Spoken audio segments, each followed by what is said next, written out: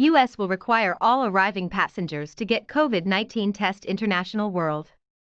Anyone flying to the U.S. will soon need to show proof of a negative test for COVID-19, health officials announced Tuesday. The Centers for Disease Control and Prevention requirement expands on a similar one announced late last month for passengers coming from the United Kingdom. The new order takes effect in 2 weeks. COVID is already widespread in the U.S., with more than 22 million cases reported to date, including more than 375,000 deaths. The new measures are designed to try to prevent travelers from bringing in newer forms of the virus that scientists say can spread more easily. The CDC order applies to U.S. citizens as well as foreign travelers. The agency said it delayed the effective date until January 26 to give airlines and travelers time to comply. International travel to the U.S. has already been decimated by pandemic restrictions put in place last March that banned most foreigners from Europe and other areas. Travel by foreigners to the U.S. and by Americans to international destinations in December was down 76% compared to a year earlier, according to trade group Airlines for America. The new restrictions require air passengers to get a COVID-19 test within 3 days of their flight to the U.S. and to provide written proof of the test result to the airline. Travelers can also provide documentation that they had the infection in the past and recovered. Airlines are ordered to stop passengers from boarding if they don't have proof of a negative test.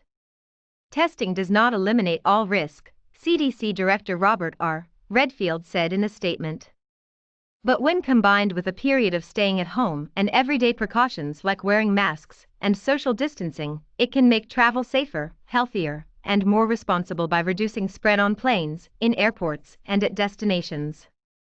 The CDC order is a reasonable approach to reducing the risk of new variants from abroad entering the U.S., said Dr. Ashish Jha, Dean of Brown University's School of Public Health.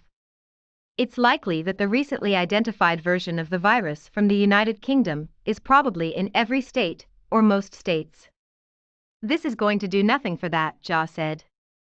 So far, 10 states have reported 72 cases of the variant.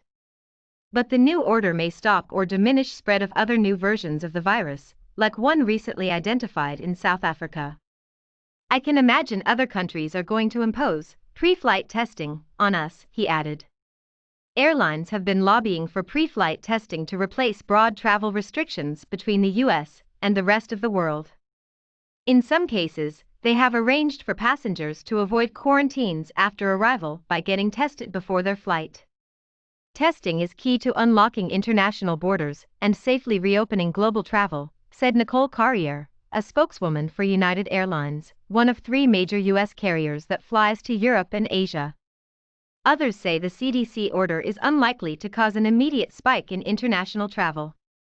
People are being encouraged by their public health authorities to not travel, even domestically, said Henry Hartevelt, a travel analyst for Atmosphere Research Group. He doesn't expect air travel to pick up until the summer when more people have been vaccinated.